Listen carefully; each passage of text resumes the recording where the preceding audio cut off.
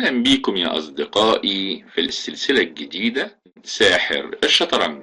من أمتع من لعبوا الشطرنج الساحر الصغير بول مورفي، ألكسندر أليخين، مايكل تال، جاري كاسباروف. هؤلاء الأربع أبطال هجمع أفضل أدوارهم وهعلق عليها، أولا من حيث المتعة، وثانيا من وسط هذا السحر قد نتعلم بعض الأشياء. ودلوقتي يلا نشوف هذا الفيديو.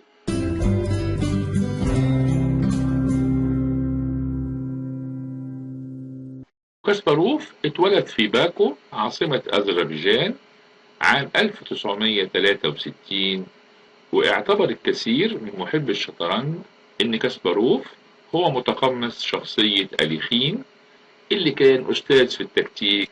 وكاسباروف سحق كل خصومه برؤيته الخارقة في التكوينات اللي كانت بتضارع رؤية تال ورؤية أليخين، بل قد يكون أسلوب كاسباروف أكثر إثارة، وده اللي أفاد عالم الشطرنج.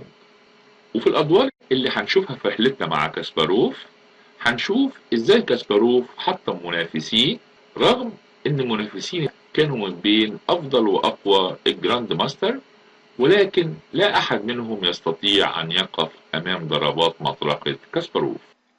فيديو رقم 24 من سلسلة ساحر الشطرنج، وده الفيديو الثالث لساحر الشطرنج جاري كاسباروف. جاري كاسباروف بالأبيض بيلعب ضد جراند ماستر مارجينوفيتش اليوغوسلافي في أولمبياد مالطا 1980. الدور ده بتعليق كاسباروف. يلا نشوف كاسباروف وتعليقاته على النقالات المهمة. كاسباروف بالأبيض، ومن هنا هتكون كل التعليقات على لسان كاسباروف. D4 Knight F6 C4 E6 Knight F3 B6 G3 Bishop B7 Bishop G2 Bishop E7 كاسل كاسل. وصلنا إلى أحد أشكال جنبية الوزير القديمة اللي بتتميز بالهدوء والملل، ولكني تهيأت لأحد التضحيات النشطة اللي كانت مشهورة حديثا بفضل رعاية جراند ماستر ليف بوليجلافسكي اللي أوصى بالنقلة D5. الأبيض بالنقلة دي بيضحي بيدق، وبعد E takes D5 الأبيض بيلعب نايت H4. الأسود بعد ما فاز بالبيدق ما يقدرش يفوز ببيدق تاني، لأن البيدق مربوط على الوتر بالفيل G2. وفي نفس الوقت مغادرة بيدق ال E6 موقعه ترك مربع F5 متاح للأبيض لاحتلاله. ودلوقتي الأبيض بيهدد باستعادة البيدق، ولذلك الأسود لعب C6 CD5 نايت D5 نايت F5. الموقف ده تم فحصه في ال10 سنوات قبل هذا الدور، ولم يتفق الخبراء على أفضل نقلة للأسود في هذا الموقف، ولكن جراند ماستر مارجينوفيتش لعب هنا نايت C7، ودي كانت نقلة ملعوبة في هذا الموقف في تلك الأيام. والأبيض كمل نايت C3 D5. الأسود بالنقلة دي بيبدأ يسيطر على نصيبه من المربعات في الوسط، والأبيض لازم يتفاعل سريعا مع هذه النقلة علشان يقلل من سيطرة الأسود على الوسط، ولذلك لعبت E4 بتحدى بيدق D5. والأسود كمل بيشوب F6 E takes D5. ممكن بدل ما ألعب E takes D5 ألعب نقلة زي بيشوب F4، ودي أيضا بتشارك في السيطرة على مربعات في الوسط، ولكن الأبيض لن يصل منها إلى أي تفوق إذا لعب الأسود النقلات الصحيحة. ولذلك فضلت إني ألعب E takes D5 CD5. لو الأسود ما خدش بالبيدق ولعب نايت takes D5 دي هتكون نقلة سيئة، لأن الأبيض هيكمل نايت D5 CD5 نايت E3، وبكده الأبيض بيكثف ضغطه على البيدق المعزول D5، والأبيض هيفوز بالبيدق في النهاية مع السيطرة على الوسط. ولذلك الأسود في الموقف ده كمل CD5 بيشوب F4 نايت B A6 روك E1. بالنقلة دي دخل الدور في أحد المواقف الحرجة. حصان الأبيض على ال F5 أصبح مصدر إزعاج للأسود، وبيهدد بلعب نايت D6 القوية. ولذلك الاسود قرر انه يتخلص من هذا الحصان ولعب كوين دي 7. ولكن النقلة دي كانت خطأ بالغ، وده كان السبب في خسارة الاسود. فكرة الاسود فكرة جيدة، ولكن كوين دي 7 هي النقلة السيئة.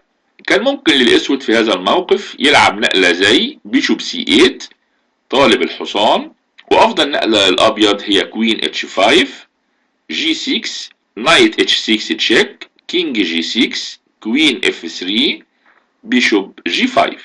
وبكده الاسود هيتخلص من الحصان في النهاية، وفي نفس الوقت لا يعاني من اي مشكلة. ولكن جراند ماستر مارجينوفيتش لعب كوين دي 7 طالب الحصان. ودلوقتي هترك لك بعض الثواني عشان تفكر ازاي انا عاقبت الاسود على هذه النقلة السيئة.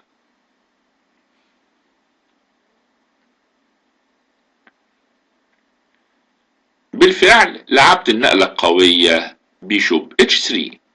بالنقلة دي الابيض اصبح له المبادرة، وحاليا بيهدد بنقلة زي نايت اتش 6 تشيك، وفي نفس الوقت بيكشف هجوم على الوزير وهيفوز. والربط ده اصبح مؤلم جدا على الاسود، واحتلال الفيل لهذا الوتر الموجود عليه الوزير الاسود اصبح مصدر ازعاج هائل للاسود. والاسود كمل كينج اتش 8 بيبتعد عن كش نايت اتش 6، ولكني لعبت النقلة القوية نايت اي 4. بالنقلة دي الابيض اخذ التفوق مع المبادرة، وبالطبع الحصان لا يمكن اخذه لوجود الربط الجديد على العمود دي. ولكن النقلة دي بتترك بيدق البي 2 بدون حماية، والاسود كمل بيشوب تيكس بي 2.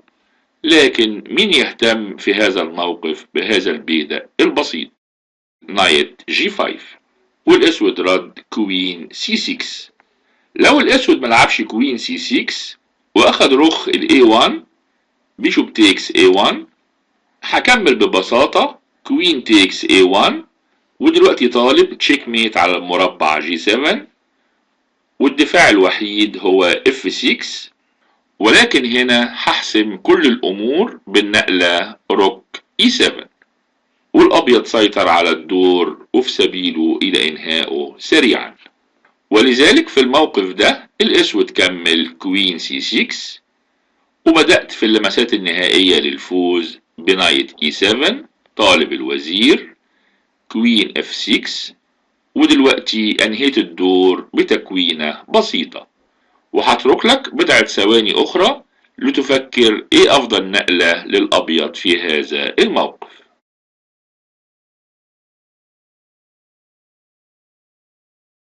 بالفعل لعبت نايت تيكس اتش 7 طالب الوزير. بالطبع الاسود ما يقدرش ياخد الحصان، لانه لو لعب كينج تيكس اتش 7 هكمل ببساطة كوين اتش 5 تشيك، والاسود لازم يضحي بوزيره عشان يمنع التشيك ميت.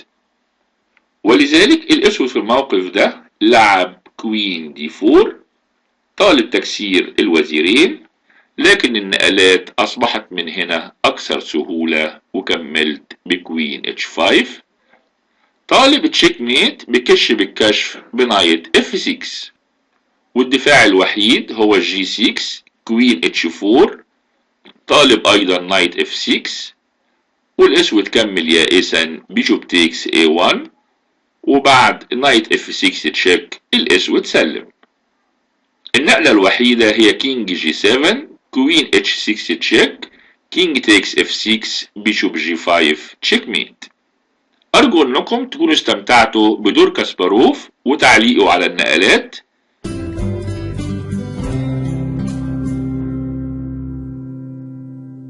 والى اللقاء في فيديو قادم لساحر الشطرنج كاسباروف.